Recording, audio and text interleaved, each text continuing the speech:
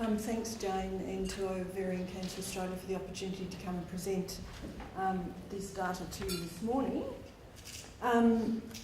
This data is presented on behalf of a group of people at Peter MacCallum, where I formerly worked. I now work at the Garvan Institute, and I'm still following up this project that we've been doing, which is actually offering BRCA 1 and 2 testing to women with high-grade serous ovarian cancer by telephone.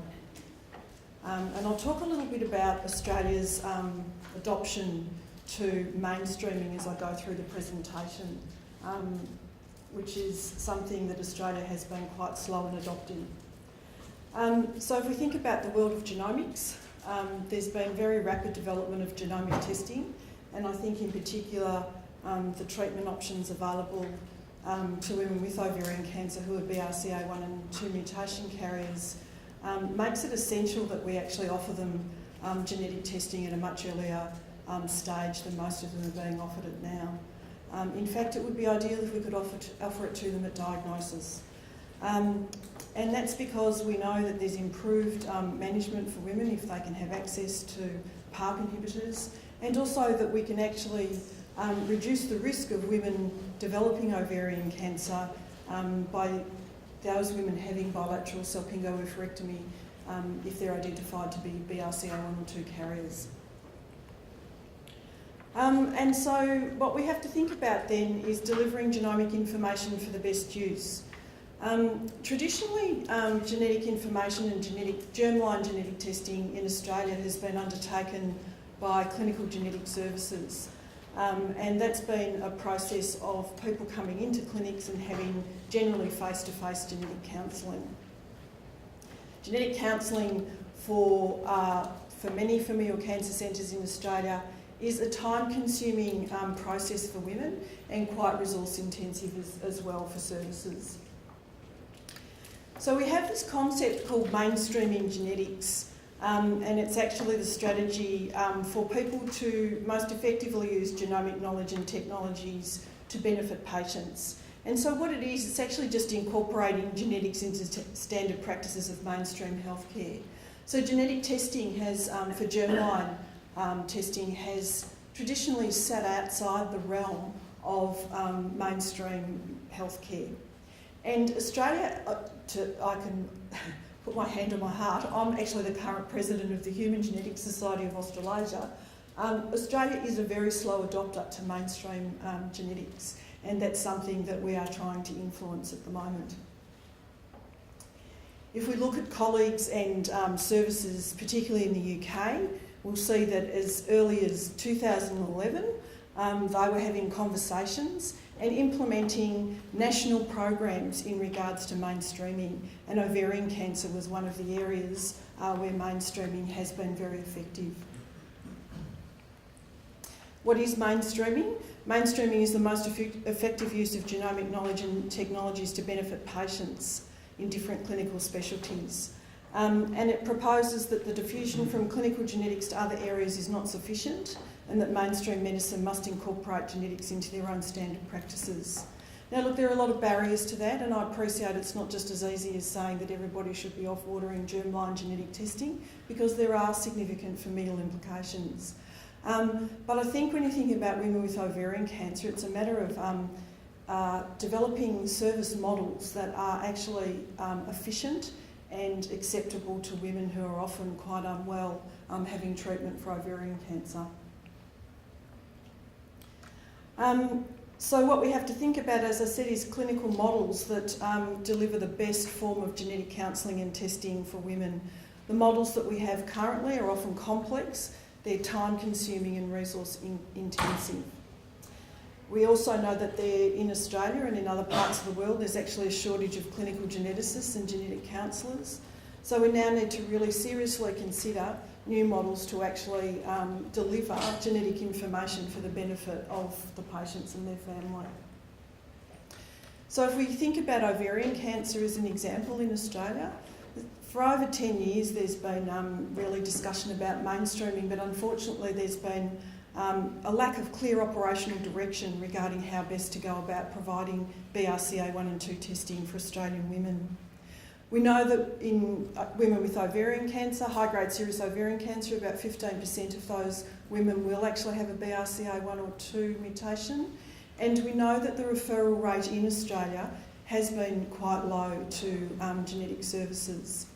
We also know that when people are referred to genetic services, and this is some work that I did with David Botel in the Australian Ovarian Cancer Study, we know that when women are referred to genetic services, that the services themselves actually act as a barrier to women going forward. So some of those barriers include waiting times, which are up to 12 months in some states for an appointment. And for many women that's too late with ovarian cancer. And we also know that genetic services deal in general genetics, and sometimes there's not a recognition of the urgency around with which these women need to be seen. So at Peter MacCallum we had an opportunity following on from the AOCS project to actually develop a clinical service model which was a path towards mainstreaming. So we had evidence from the AOCS to support the need for a new and integrated service.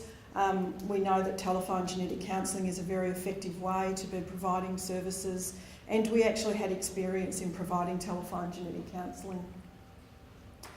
So we were fortunate to be able to develop a collaborative model with AstraZeneca to actually provide telephone genetic counselling. And what we did was we actually had a 1-800 hotline number, and we actually were able to take referrals from oncologists and then deliver BRCA1 and 2 testing in a very expedient time. And the reason we wanted to do this was that we knew that these women had relapsed ovarian cancer and that we needed to determine their access to PARP inhibitors. Just in regards to conflict of interest, it was a contractual arrangement with AstraZeneca. We had a legally binding contract and we had KPIs and an agreed funding model. AstraZeneca actually paid for the BRCA1 and 2 testing and contracted our services to provide the counselling. So what were some of the considerations we had to think about when developing this model? Well, we needed to partner effectively with these women's treating clinicians. Some of these women were near end of life with only months to live, and so some of those telephone conversations could be quite sensitive. But basically these women wanted to determine whether they could have access to potentially life-prolonging medication, and they also wanted to know their daughter's risks. So there were 2 primary questions: can I have PARP inhibitors, and what's my daughter's risk of developing ovarian cancer? And so in thinking about developing a model of clinical service, we wanted to develop something that could address those 2 questions, but also recognising that most of these women would actually test negative for BRCA1 or 2. So it's developing a very efficient, almost a population screening. I have to say the model was not received with great enthusiasm in some of the clinical genetics communities, and so that's something that we're actually trying to think about how we can better influence those communities at the moment. So if we think about our preliminary results at 9 months, we've actually had 164 referrals, which is quite significant. 12 women were deemed ineligible. 11 of them had actually had previous BRCA1 and 2 testing. Only 1 woman has declined to actually go forward with testing, and you can see that from the 115 women who've received their results, 8 have actually had a pathogenic mutation. So 8 women have had access to PARP inhibitors, and I suppose more importantly, their daughters actually have access to genetic testing to determine if they're mutation carriers and actually can have preventative measures in regards to developing ovarian cancer. We've detected 9 variants of uncertain significance, which happens in genetic testing, and we've on-referred 22 women because they've had family histories or to talk further about the VUSs. If we just think about where these women have been referred from, it's interesting just to think about when developing models of clinical service in regards to health systems in different states. So the majority of women have actually come from Queensland. And if we think about why that might happen, so we've had nearly 100 women from Queensland.